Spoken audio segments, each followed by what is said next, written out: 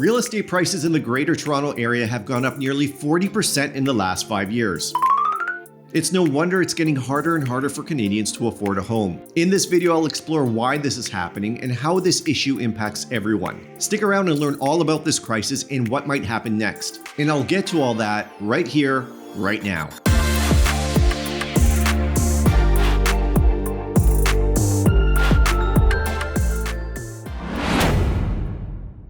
Hi, and welcome back to Everything Toronto.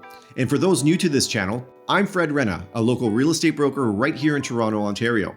And I specialize in helping clients from around the globe relocate to, from, and within the Greater Toronto Area. Affordability has been a major concern over the past few years, with prices in the GTA jumping 39.57% over the past 5 years, from just over $832,000 in June of 2019 to over $1,160,000 in June of 2024. It's a problem that has been scrutinized by many. And the problem isn't just isolated to Toronto, it's nationwide.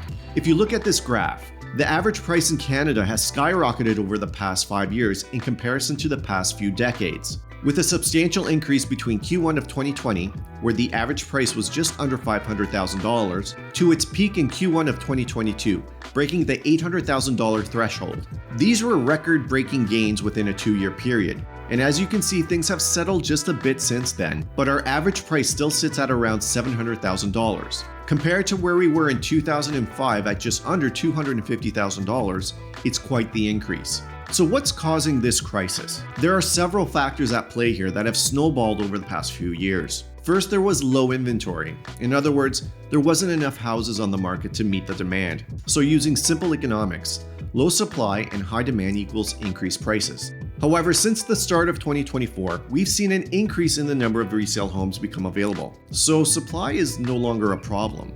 Yet, despite this, the prices of resale homes haven't come down significantly. To give you an example, at the start of the year, the average price of a home in Toronto was approximately $960,000, and this was in January. But as of June, it's just over $1.17 million. And this is despite the increase in inventory throughout the year. And when you compare it year over year, the number of homes for sale jumped 17.8% from June of last year. Yet regardless of this surge in the number of homes available, the prices have increased 1.9%.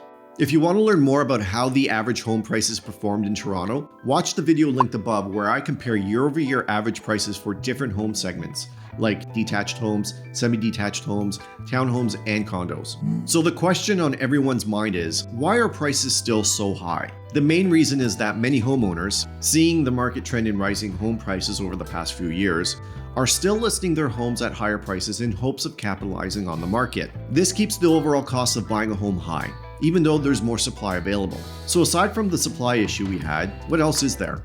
Well, rising interest rates are another key factor. When interest rates go up, the cost of borrowing money increases. For potential home buyers, this means that monthly mortgage payments become more expensive. But it's a double whammy because not only is the cost of borrowing high, it's elevated because your mortgage is also going to be higher due to the increased price tags for homes nowadays. Ultimately, it's making it even harder for people to afford these homes. Because even if a buyer can afford their down payment, the higher monthly costs can push homeownership out of reach. So this combination of higher prices for resale homes and rising interest rates creates the perfect storm that makes it extremely difficult for many Canadians to buy a home, despite the spike in inventory over the past few months. This crisis has affected many Canadians, particularly millennials, new immigrants to Canada, and low-income families. Take millennials, for example. Many of them are ready to buy their first home, but are finding it really tough. They're struggling to save enough money for a down payment, especially with their outstanding debts like student loans. This, plus their lower starting salaries. Even with more resale homes on the market, the high prices and rising mortgage rates make it hard for them to afford a home. And sadly, many of them have already given up and view homeownership as an impossible dream. And then there's also new immigrants. Many of them come to Canada with the hope of starting a better life. But when they try to buy a home, they face high prices and tough competition. Plus, many of them are in the midst of establishing themselves with work and their credit scores. So qualifying and getting approved for a mortgage can be very challenging. These hurdles are acting as major barriers to their path of homeownership. So again, high costs can be discouraging and make it seem like homeownership in Canada is out of reach. In fact, a recent article in the Toronto Star stated that 40% of new Canadians are thinking of leaving their province or Canada entirely because it's just too expensive to buy a home. Now let's look at low-income families who have unfortunately been hit hard by this crisis. High prices and increased mortgage rates have them feeling like they may have to rent forever. Even with more homes available, the prices are still too high for these families to afford. They may end up spending a large part of their income on rent, leaving less money for things like food, education, and other necessities. No doubt the Canadian real estate market is facing huge challenges. Inflation, high home prices, and higher interest rates are making it hard for many Canadians to afford a home. Even with more homes on the market, the affordability problem remains a major hurdle. Looking ahead to the remainder of 2024, there's some hope on the horizon. We recently saw a 0.25% decrease in rates in June. This was the first decrease since they started increasing in January of 2022.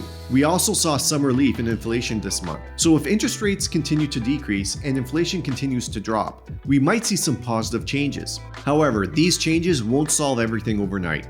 While lower interest rates and inflation can help, the underlying issues of high home prices still needs to be addressed. Both policy changes and community action will be crucial in making long-term improvements to housing affordability in Canada. TREB CEO John DiMichele has been somewhat of a leader in this crusade. Over the past few years, he's urged our political leaders to work together for more swift and urgent action to address the problem. As far back as June of 2022, he stated, "Our region continues to grow because we attract people and businesses from around the world." He goes on to say, "Housing demand will remain strong over the long term, as long as we can produce homes within which people can live. Policymakers at all levels need to make this their key goal." Unfortunately, they didn't heed the call soon enough, so things have gotten worse, much worse. In June of this year, 2 years after he made that statement, he continues his efforts by saying, "In order to have an affordable and livable region over the long term, we need to see a coordinated effort from all levels of government to alleviate our current housing deficit and to provide housing for new population moving forward." And just this month, he stated, "Ontario has set a goal of 1.5 million more homes on the ground by 2031. This is only possible if all levels of government ensure actionable solutions with sustained effort, including continuing to remove red tape, avoiding financial barriers to home construction, and minimize housing taxes and development charges. With more ambassadors like this, we can eventually make headway in this crisis." To sum it up, this crisis is a major issue that needs urgent attention and action. We need to continue working together to find solutions to this crisis. By understanding the challenges and supporting changes that make homeownership more accessible, we can help more Canadians achieve their dream of owning a home. That's all I have for this video, but I'd love to hear your thoughts. Have you faced challenges with affordability in today's market, or do you have ideas that could help solve this issue? Share them in the comments below. Thanks for watching, subscribing, and liking this video. And don't forget to tap that bell. Thanks again, and I'll see you next time.